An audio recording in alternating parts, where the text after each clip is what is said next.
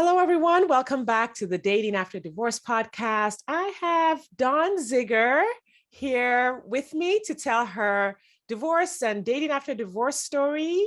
Dawn is a coach for divorced women, and she helps them create love after divorce. So kind of in the same area here. Yep. But Dawn, welcome, and tell the listeners who you are and what you do. Hello, my love, Sade. And it's so exciting that you live in Missouri. Am I allowed to say that? Do people know? Yeah, they know where I live. Yeah, okay. Fine. You live in Missouri, and I used to live like really close to where you are now. So, so Dawn Ziegerer, you pronounce it better than me.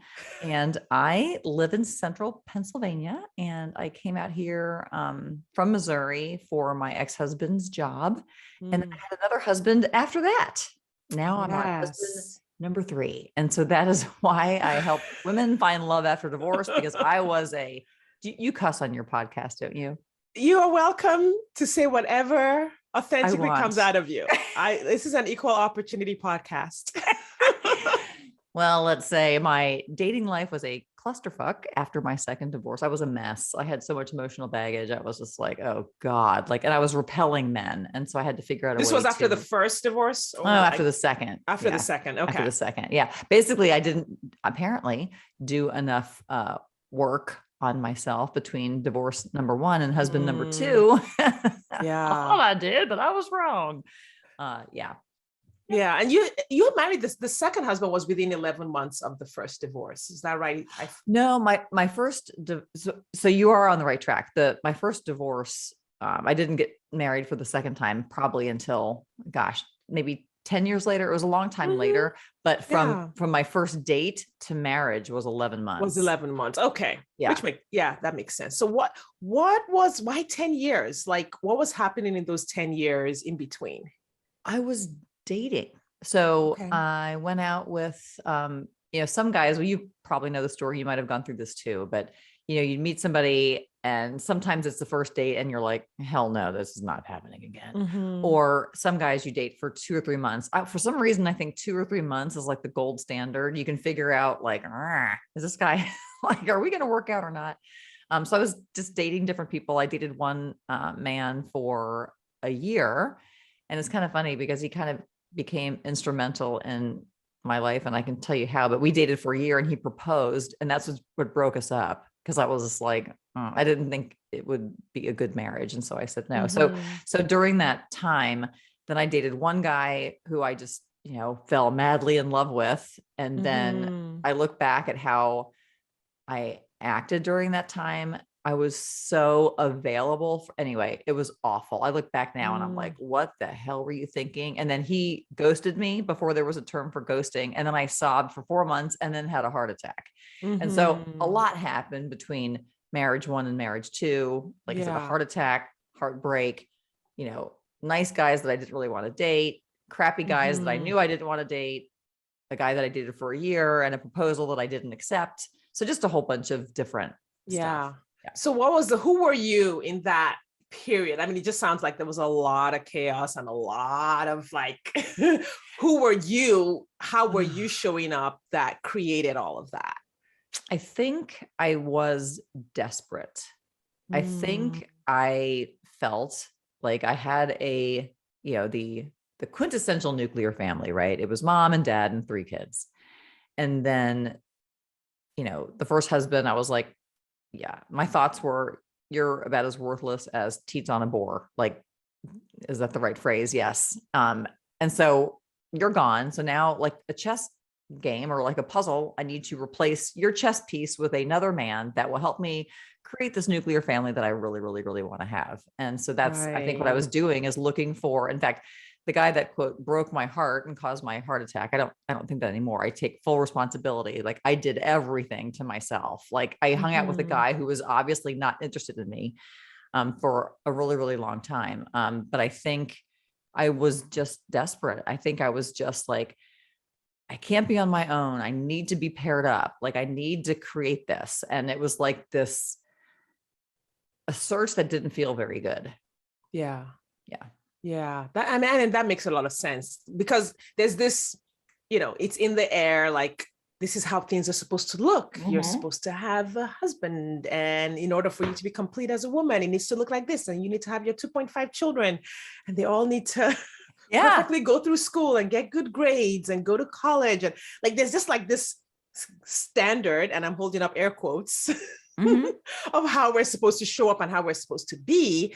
And when we don't, or when something human happens in our lives, if we're not conscious, it can create just like this deep shame that causes the desperation to put the pieces back together exactly how they're supposed to be. Yeah. And then also too, I think I just always, like, the women that listen to your podcast or mine is like, and I used to be almost, let's see, I don't want to say ashamed to admit this, but it's like, yes, I want a partner. I want to pair up, then I would, the back of my head, like, oh, well, you don't really need a man. Like, it's really lame to say you want a man. I'm like, no, it is not. Like, Hollywood is chock full of Hollywood bliss, right? And romantic love. And so no, I will unabashedly admit it. Yes, it was always a goal in my life to have, that one person, like to have your person. And so I think I felt when I was married, I was extremely lonely, like extremely lonely. So that divorce, like when that first divorce happened,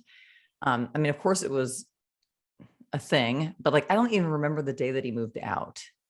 Like by that point, he was like a non-event in my life. And so, and for 20 years, I felt lonely. I felt partnerless. And so when it was time, when I felt like I was finally free, then I was just like, praise Jesus. Like the most wonderful man will just be waiting, near the cantaloupe at the grocery store or whatever, Yeah. That did not happen. Yeah. So would you say you picked your second husband from that place of being desperate? Is that like what propelled you to choose him? Probably, it's kind of funny because I have lots of thoughts about that, because I'm thinking if I was that desperate, I would have just married whoever proposed, and I didn't. Mm-hmm. So I think I was feeling like something was missing, and I was really trying to put something there, but what was missing is probably just me having like such a full life that I needed just somebody to complement it rather than be the one that makes my life happy.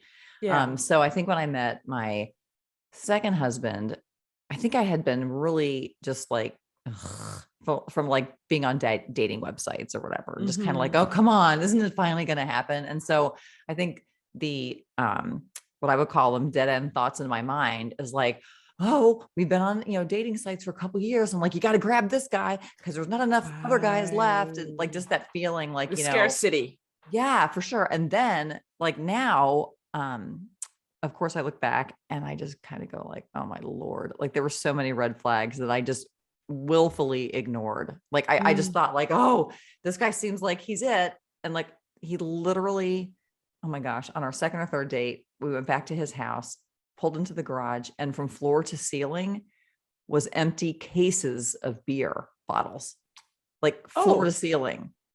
So you think that somebody would, and so I thought I was handling it because a couple of weeks later I said, things are going really, really well, but I'm getting like a feeling that you really, really drink a lot. But then he had the great answer, like, oh yeah, it's just, I golf a lot and travel a lot, but I really want to drink less. And so of course I'm like dying to believe that. Yeah. And I think he really did. I think he really was sincere. I think people that have substance abuse disorders don't like having them either. And so I think he really thought that being in love with me would just turn things around, and it did not. But I think I willfully ignored. Now it's easy for me to see, 2020 hindsight, but my goal is to help my women have the 2020 hindsight now, like it's foresight. Like ahead of time. Yeah. So were you thinking that you could help him overcome, I thought that problem? Because obviously he thought like, well, great, she's going to help me overcome this problem. Yeah. And you know what though? I'm not sure if it was help. I just didn't understand addiction. I guess I kind of did, because I used to be addicted to cigarettes like crazy. I would have put a cigarette in every orifice in my head and just gone, like I loved it. But yeah, I think I just thought, well, I see a problem and he's willing to work on it. And so I literally went onto the Googles and I typed in like how much can you drink in a week? And the medical association, like online, says, well, 14 drinks a week, not to exceed 2 per day. And so I thought, well, that seems reasonable. And then he said, that seems reasonable. And so, so it started off like that, like 2 adults just coming to some kind of, agreement. And then over the course of time though, but it probably wasn't really now it's kind of foggy. I think things are, now I'm calling myself on my own shit. On our wedding reception, like I can distinctly remember at our wedding reception, kind of like giving him the side eye to see how much he was drinking. Yeah, it was right there. Well, thank you for your honesty, because that is just so, it's hard to look back and say, yep, I did that. Well, see, go ahead. And you said something about when you went on Google, and I always tell my ladies, the minute you're about to Google his behavior, something is wrong. That is the moment that you should know something is wrong.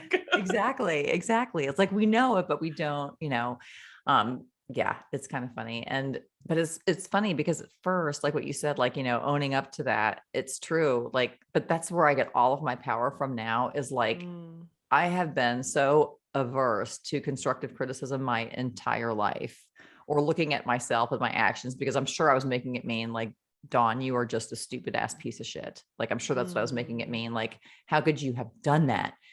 But it's like, now when I look back and I'm like, yeah, the beer case is stacked, floor to ceiling, and, this and that and this and that. And I just think, so I always feel really bad, like for that day or a couple days, like really down on myself. But then I know I get to the place of feeling so liberated. I'm like, oh my God, if I had, like, I know what the problem is. So now I'm not going to do that again. And it doesn't mean that I'm bad or stupid. It means like, holy heck, I'm growing. Like, I'm realizing, oh, this isn't working. So now I need to really be honest with myself and not ignore things that are glaring right in my face, and not make excuses for other people, or yeah. So now it feels very powerful for me to look back, and like one of my recent, I guess, revelations was that, for those years, the 15 to 20 years I was married to my first husband, I was a stay-at-home mom for a long time, and I did not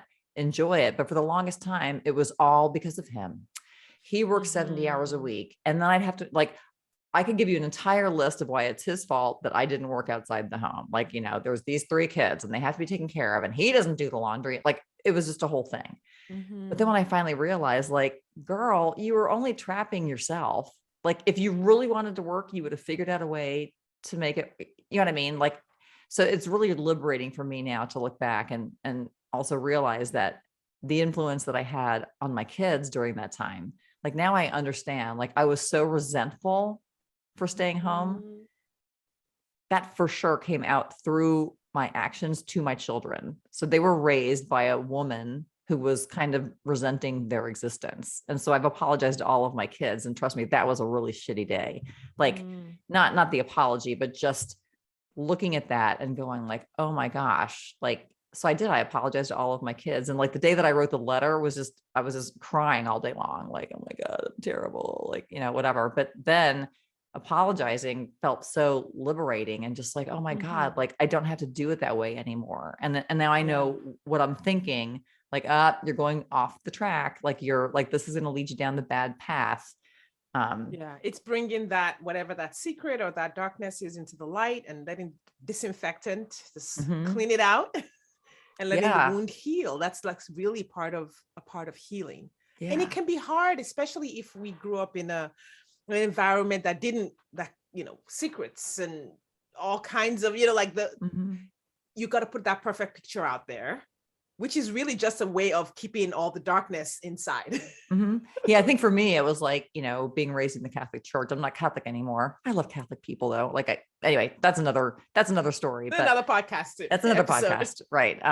And yeah. And I think just thinking like, well, there's a right way to do things and a wrong way to do things. And like, and a lot of it is internalized patriarchy for sure. Like, I know that the reason I stayed home is because some part of me thought like, this is what moms have to do. This is what women have to do. Like, it's more important that, he's the breadwinner. And so, yeah, I had a lot of thoughts that were definitely not serving me at all. Yeah. Yeah. So, you married husband number two, and then 18 Mhm. months later, he left. Right. That's another fun thing too. Is like, I honestly, like right when it happened, I was like, wait a second, wait a minute, hold the presses, stop the presses. Like, Yeah. wait, you are, uh, I don't feel any negative feelings for him now, but at the time I was thinking, you're a very mean alcoholic who's very insecure and jealous. And if I wrote you down on a piece of paper, people would assume that I left him, but no, Right. he left me. And I'm just like, what in the actual hell? And so that is the work that I had to do. But like, Mm, like he did this, this, and this, and I stayed for all of it. And I would have told you that, like, yeah, I am woman, hear me roar. I'm a very powerful feminist. Well, apparently not. Yeah, I put up with a lot of stuff that I would never be around anymore. Yeah. yeah. Yeah. And so I know when we talked earlier, you said, you made him the villain in that Mhm. story for a really long time. Mhm. But now you see like where you had The your part in influence. it. Yes. Yes. And so, for Yeah. example, for the longest time, like I remember one time I was getting coached and my coach said to me, I said something about like having PTSD, and the ladies that I coach know that I had PTSD. And she's like, well, why do you tell them? And she wasn't saying it meaning you shouldn't tell them. She was just inquiring, like, why are you telling them that? And I said, so that they know that I've been there with them. And I know what it's like. And I lost my house and he left me on the day that I quit my job. And I lost my house. I lost all of my stuff. Like I'm with Mm, you. And she's just like, as long as you think you were traumatized, you were. And then we got mm, off the call and I was pissed. I was like, are you kidding me? You're blaming the victim. I can show you in my file. It says PTSD. I had to go to the counselor twice a week, for a long time because I was completely falling apart. And what do you mean? Like, if I think I'm traumatized, I'm traumatized. Like it says it right here in black and white. And so for about a day, I was just like, I was definitely in a snit and I was mad at mm, her. And then the next day I started thinking like, wait a minute, like I had a heart attack and I also had open heart surgery, but on any given day, you can see me hiking a mountain or doing some really hard boot camp class at the gym. And mm, I'm like, it's in my file, heart disease. I've already outlived my father. Like, I mm. don't sit around going like, oh, I've got heart disease. I can't do anything for me. No, I'm just at boot camp class. So if I Yeah. think I'm debilitated because of my heart, then I'm freaking debilitated. And I was doing the exact same thing with my PTSD. And then Mm, I finally started going like, oh, I have to release all of this. So that's when I started to take ownership of like, this happened and I had no conviction. And so rather than leaving or telling him to leave, I would just argue. And I thought that I was being the strong woman by standing up for myself and arguing. But that is like a path to hell. Like, honestly, like think of it this way. If my husband came into the kitchen and took a dump in the middle of the kitchen floor, like that would never happen again. I wouldn't mhm. argue and go, well, it might not be sanitary and like it might hurt the floor. It's like, no, you're not taking a dump in the middle of the You wouldn't kitchen. negotiate that. There would be no negotiation. You would be like, Exactly. this But is a there were things, no. right. But so for example, when I mentioned the guy that I dated for a year that proposed was instrumental in my life. My second husband was obsessed with this man. So this man and I were Facebook friends, and I knew it was completely fine because there was nothing going on. He asked me to marry him. I said no. Like, so we can, we're Mm, Facebook friends. But he would kept questioning me. He would stalk me on Facebook and he would say, oh, I saw you liked his post. And now I understand. And my therapist tried to tell me at the time, like the only response was, yeah, it was funny. But I didn't, well, honey, I didn't marry him. I married you. Like it was this, mm, and so I needed to nip it in the bud and go, yeah, it was funny. Like, don't stalk me on Facebook. yeah. And then if you continue doing it, like now I know there's no way in God's green earth that I would ever date or marry a man that didn't trust me when I said I have nothing for him. Like if it was a guy that Yeah. I'd had an affair with, that's different. I didn't have an affair with him. Yeah, like you know what I mean. Yeah. Like there was no situation where it would be. If I'm with a man that doesn't believe what I say, I don't. I am not going to stay with that man. So the man that I'm married to now, this is so funny, where my second husband was obsessed with this guy. Like he would it's a really long story. And I could give you a lot of examples that are like crazy town. Like he would take a picture with this guy's name in it and send me the picture. Like, here, you can share this with your boyfriend. And I was like, my husband now actually works out with him every weekend. Wow. So wow. It's like, I'm like, wait, I had a second husband who was so jealous and obsessed with this guy that had nothing to do with my life. And now my husband saw a video that he does sword practice, like whatever. Like martial arts. Yeah. Martial art, like with Fencing. swords. And so I was sitting on the couch next to my hubby and I was like, oh, look, like he's doing this thing. And he's like, oh, do you think he'd let me do it with him? And I'm like, sure. And so now they work, like I never see my ex-boyfriend, but my husband sees him every week, you know? And yeah. And like, that's the gold standard for me, is like a person that trusts me and he's not jealous. And when I say something, I'm not lying. And, you know, yeah. So I'm with a great guy. Yeah. I really love your analogy of having had a heart attack and recovering from that. Like you had a heart attack, you went to the hospital, you had open heart surgery, you recovered, you did whatever physical therapy or whatever the doctor prescribed to heal from that. And then you moved on to build something new, kickboxing and hiking, and everything you're doing now. And it's just such the perfect analogy for divorce, right?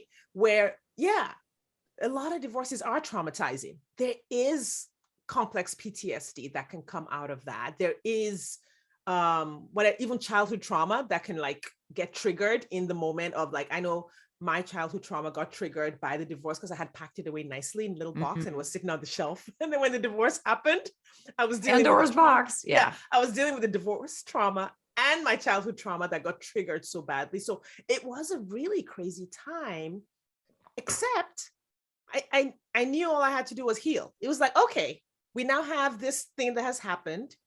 You go to the doctor. Right. So I did all the things, therapy, 12 steps, coaching. I still do it.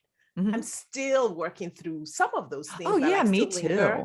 But it's like, no, but it doesn't have to stop me from finding new love. It doesn't have to stop me from building a business or finding a new job or creating a new career or feeling good or changing the way I parent or changing the way I experience the world. Like all of that is available on the other side of healing versus carrying the pain, like you said. Oh like God. Yeah. Continuously into the future. Yeah. Well, you've probably heard that phrase, hugging a cactus. It's like, yes, I had my cactus. Like, I'm not letting go. It's like, and some people just love hugging that cactus for a really, really long time. Or even like, they think they don't have a choice. Like we have a choice. Like you can it's kind of like when I thought I was trapped as a stay-at-home mom, I wasn't trapped. Like the only person holding the key was me. Like I'm the one that kept myself there. But yeah, but it's kind of funny because with my heart attack, I healed from two different heart things. So my heart attack was actually 15 years ago. I was only 42 at the time.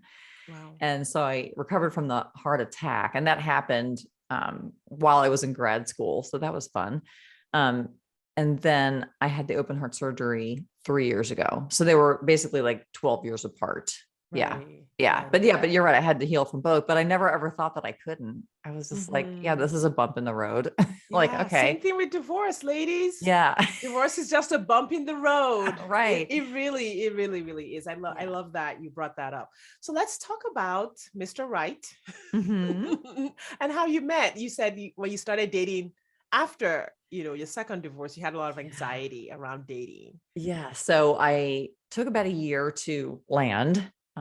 So he left me in December of 14. So basically all of 2015, I cried. I did a lot of crying. I lost about 10 pounds, which I couldn't really afford to lose. Did some divorce support groups, got therapy. And then when I felt like, okay, I'm not quite the train wreck that I had been, I'm going to go on some dating sites. So I dated, some guys here and there. But I was proud of myself because there was one guy that I dated. He was a state trooper. And he was nice enough, but he was obsessed. I mean, all he really wanted to do was work and work overtime. And so like he would, it'd be Friday and he'd contact me that morning. Hey, you want to go out tonight? And like an idiot, I went. But one of those times I told him, I said, if you ever want to date me, like we need to plan this stuff 3 or 4 days in advance because I have a life. Right. So there were some guys. So anyway, so we broke up. So yeah, I dated some guys, and one of the guys that I dated, I saw his profile on Match and I was like, oh, angels are singing. He was a professor, my age, fit, blah, blah, blah, blah, blah. And we dated for a couple of months. And then I realized like this guy is just consumed with anger. So we broke up. So by that time I had gotten like my Match.com feet firmly planted underneath me. Like I'd been on Match on and off for 10 years. And I used to do this thing. My husband calls it a gestalt. Like I would read a man's bio, then I would just fill in everything. Oh my goodness. Yes. And so so even like brain this one loves stories. It loves to fill in the gaps. Oh, yeah. Oh, of course. And of course you're going to do it according to your own mental models. Right. And so, so this guy that I, dated that I was like, oh, angels are singing, like just reading his bio and looking at the picture of him standing there with his 10-speed bike or whatever it was, like, it's like, oh, he's a good father and he's a this and he's a that. And like, blah, blah, blah, blah, blah. And I did that for so long. And then I would go on a first date and I was like, I'd lose my Woody really quick. Like I have it so built up in my head. And then we would meet and I was like, wah, wah. And so, anyway. Like your profile was better. I think I'm going to date your profile. Exactly.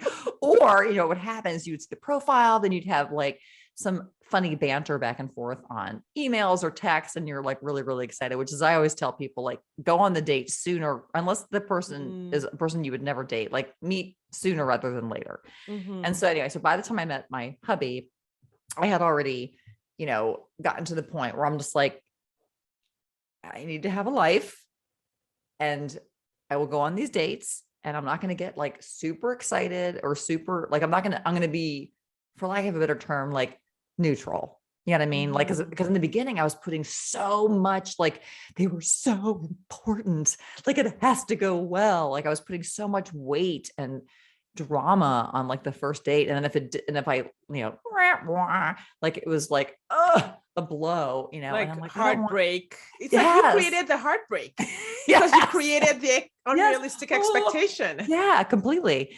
And I think part of it too is because I think I'm a catch. And so I extrapolate the traits about myself that I like, and I just project them onto this person who also has all of these things that are wonderful. But anyway, so by the time I met my hubby, who I call Jimmy Jailbait because he's 8 years younger than me. Like I'm not quite 58 and he's not quite 50. So, which is kind of funny.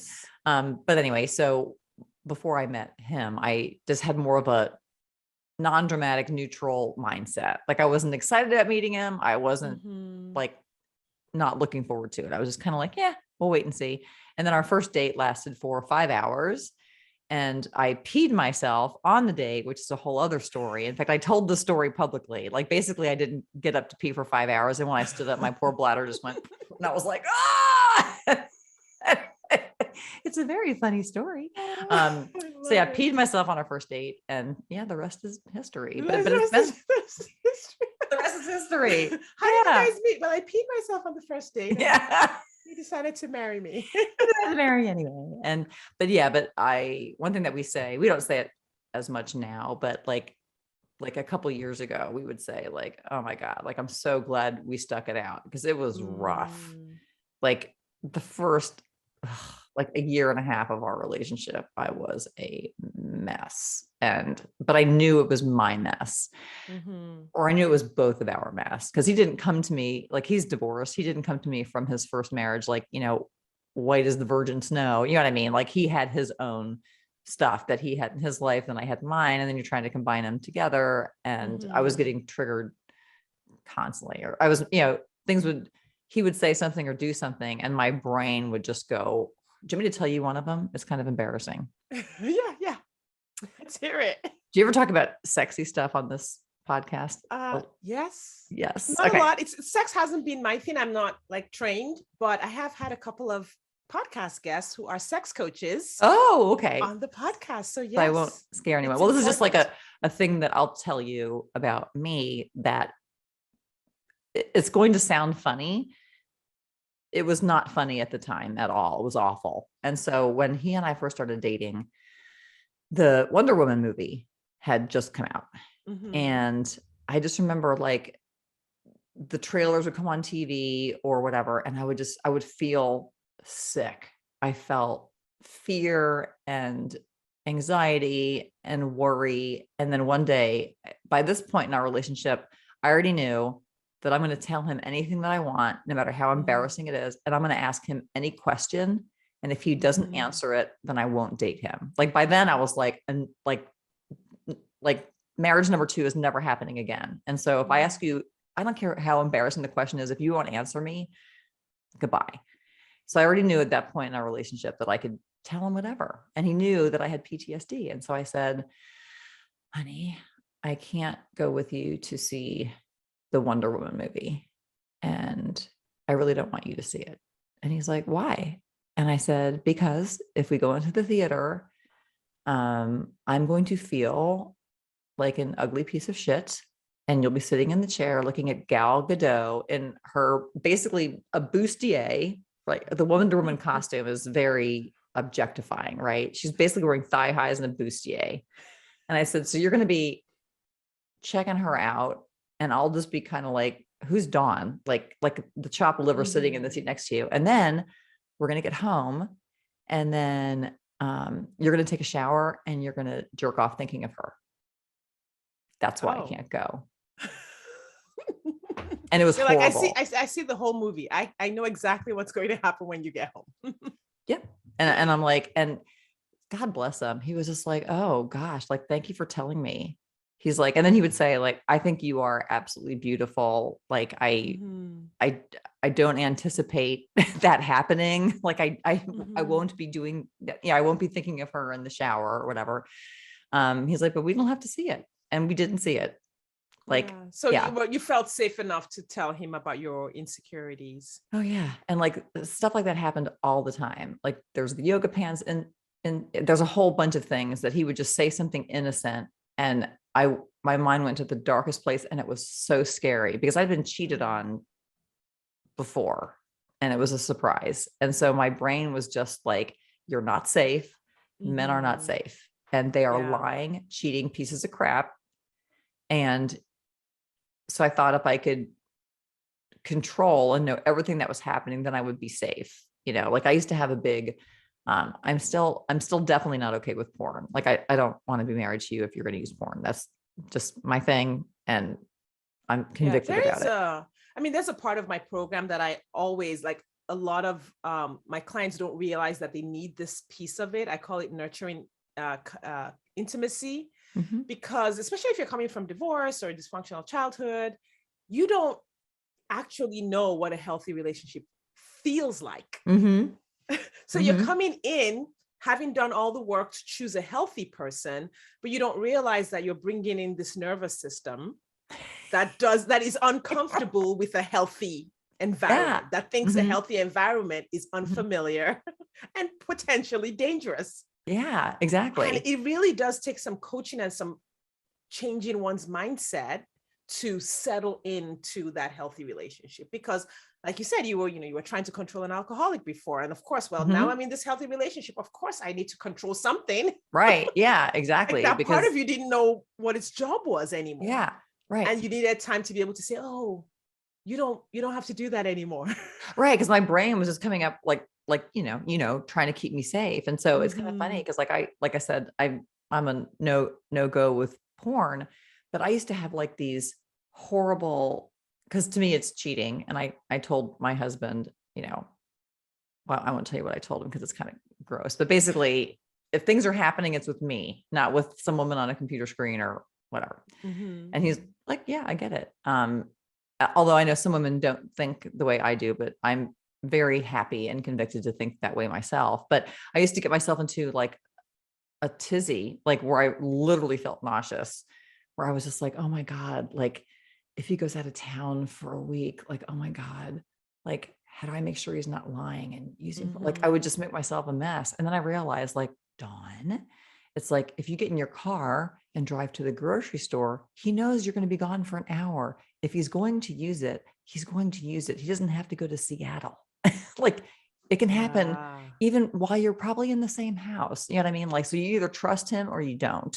You know what I mean? 100%. But Yeah. it took me a And long if you don't time. trust him, then why are you with him? Right. Really asking, okay, do I trust? Do I not trust? What are my reasons?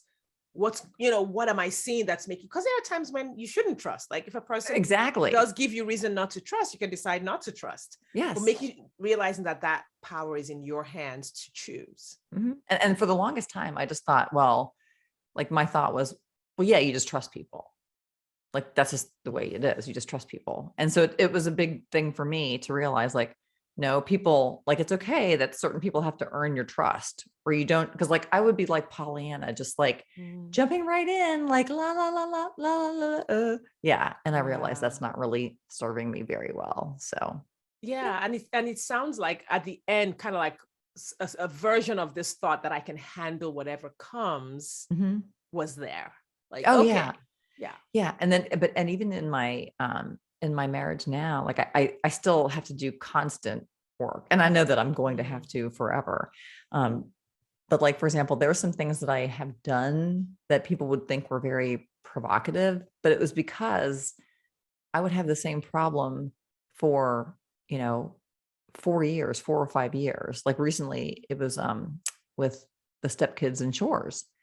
And it's like, it's been this ongoing battle for literally for 4.5 or 5 years. And then finally I got to the point, it's kind of a long story. I'll give you the condensed version, but I just didn't like being there at the house on certain weekends when they were there, because they were messy. Like I hated being in the kitchen, leaving it clean, and then coming back an hour later and there's, dishes or food or whatever. Like I was like, no. And it's been happening for a long time. Or one of them does their chores, but they do like a half-assed job. You know what I mean? Like they, whatever. So it was just me and the hubby arguing all the time about all the chores things. And so one day I just said, like, honey, and this is the important part, is the thought behind it, is I said, honey, I really, really love you and the kids, but I don't like being here when it's messy. So I'm leaving for the weekend. And he was like, what? Like it took me a long time, because I realized it's kind of like the taking a dump in the middle of the kitchen floor. It's like the reason why we kept fighting about it is because we kept fighting about it. Yeah. Like you hadn't made a decision about what you were going to do about it. And so I made the decision, like, I'm not going to be here if it's a mess. Like, I love you guys. And it's kind of funny because now, like, it's only been maybe 6 weeks since that happened. Like since I left for the weekend, like now everything is done when they leave. So, but I had to do a lot of mindset work, because I think part of it was like, well, I'm going to do things for you that I don't want to do, so I expect you to do this for me. And I'm like, God, that is like the path to hell in relationships. It's like, I don't want to do this, but I'm going to, because now you owe me. Like so many of us operate under that principle. Like, well, I take you to school and I helped you, whatever. And it's like, well, if you don't want to do it, then you shouldn't do it. Yeah, like, it comes back to choice. To really, I love to teach my clients to like own their life, own their space, own their time, own their experience, and believe that it's all within their control. Not what other people do, but what they do and what they choose to experience. And then from that belief, start to see where they're not exercising their own power or their own decision making or their own choices. Right. Because I think a lot of times we just think, like, I know this will sound really silly too, but just within like the last month, like I didn't realize that I had the thought, like if the stepkids, so one of my daughters lives with us, but the other two of my kids are grown, and the stepkids come over like 3 nights a week, or I should say extra kids. I hate the word stepkids. And so the extra kids come over a couple nights a week. And so they come over on Tuesday, and I realized that every Tuesday I was kind of like going like I got to cook dinner. It's part of my brain was just not even questioning the idea that, well, I have to cook dinner. Like we need to have a certain kind of food here when they get here. And I just had to bust that one open. And I was like, I don't have to cook. Like, you don't have to do anything. Like they're 15 and 17 and my daughter's 28. It's like, they're not 4 years old. Like if I don't cook on Tuesdays, then they'll just know, like, we need to cook or we're going to eat a peanut butter sandwich. It's just like, so I have so many thoughts in my head that I still have to work on, because I was doing things that I don't want to do. Like if I'm cooking and I don't really want to cook, then I'm going to be super pissy when you don't do the dishes. Like, well, I just cooked for you, so you need to. It's just like, how about if I just do what I want and then they do what they want? And it has, right. And then you just make time to love each other. Just make time for love. Let's just love and enjoy each other's company. Exactly. Instead of all having to do things needing to do things, must do things, all of that thinking. So Yeah. that's really powerful. Yeah, that's the second half of the journey. That's like understanding what it looks like to really be healthy once you have people in your life that are truly healthy. That's so awesome. I really did want to just kind of call out the fact that, like, we were talking about how you can handle things, like a lot, what you've been through, those 2 divorces before meeting, the person who was right for you and was healthy, is a lot of what divorced women are afraid of. Like, none of us wants that second divorce. Like, it's like, Right. oh, I don't want a second divorce. This is terrible. And for some women, the thought that could happen stops them from opening up to love at all. That's true. And also too, and this is funny. I think the reason why I stayed as long as I did is because I was just like, oh, no. You're not going to be the one that gets divorced twice. Like, I was just like, to me, that was such a big deal. And when you think things are a big deal, then you really avoid them. And so women need to understand, like, guess what? Like, I don't know, like when you're building an airplane, like, you have to do this, and take test flights and like whatever. It's just like, but you still do them. It's, I don't even know if that made sense, but what I mean it's is like you don't not do something because there's a risk. right. You mitigate risk. Yeah. And like, it's there is a risk. How am I going to mitigate and do my best to prevent that risk from happening? But in life, everything is a risk. Right. And also too, it's just like, and if I keep telling myself, oh my God, getting divorced twice is such a big deal. It's such a big deal. Like, it's people that think it's not a big deal. I'll do what I need to do. They're the ones that had the successful marriages and relationships, is because they already know, like, oh, there's certain things that are a yes and certain things are a no. And they're not like, you do what you need to do to get where you're going. And yeah. And so I didn't see, like, to get to, because I was in a really crappy marriage, and I didn't see, like, hey, the goal is to have a wonderful marriage. And if I want that, the action here is to get divorced. Like, my brain wouldn't even let me see that. Like, oh, it's such a big deal. But if I just think, no, it's not a big deal. It's what I have to do, then I'll ultimately get to the place that I want to go. But honestly, as I think to myself, like, how long would I have stayed? Like, if he didn't leave, like, I probably would have had my dead end thoughts, like, for a really, really long time. So yeah. So him leaving was awful, but now I look back and I'm like, yeah, that was the best thing that could have ever happened to me. It was a gift to you. Yeah. Awesome. Well, Dawn, thank you so much for sharing your story. Oh, I know it's going to help some people, because there are some people who've been through what you've been through, and, you sharing your thoughts and your path to, redirecting and getting back up and, like, nope, this isn't the end. Right. So much more, and changing your thoughts. I think that's so helpful and so inspiring. Could you please remind the listeners what you do, and also just tell us where we can find you on the internet if anyone wants to follow you or reach out to you, your website, your social media handles? Sure. So on podcasting, I guess all over the podcasting, it's just called Love After Divorce. And then my website is therebuildingcoach.com. And so, like a lot of coaches, I do a complimentary consult, and mine lasts for about an hour. And then I make a diagnosis about, like, what is standing in the way between you and where you want to go. So they'll get a diagnosis. Yeah. And they can listen, like I said, listen to my podcast to see if they like my style, because I'm very blunt and I'm very cussy. And so if they don't like that, they may be like, oh my God, this woman's crazy. We're not listening to her. But one last thing that I'll leave you with is so it's for women that are looking for love after a divorce or a breakup. And it could be like, if it's woman to woman, man to, I don't care, like, whatever gender orientation. I always want to get this right. I think it's gender orientation and sexual preference. I think it doesn't matter to me. But the first step in finding love after divorce is to identify the things that you're doing to repel good partners.